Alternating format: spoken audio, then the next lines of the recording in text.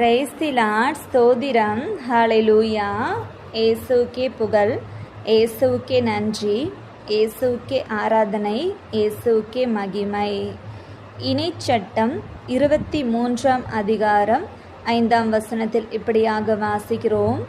ஆயினும் உன் கடவுளாகிய ஆண்டவர் பிலேயாமுக்கு செவி கொடுக்க மனமின்றி சாபத்தை உனக்கு ஆசியாக மாற்றினார். ஏனெனில் உன் கடவுளாகிய ஆண்டவர் உன்மீது அன்பு கூர்கிறார்.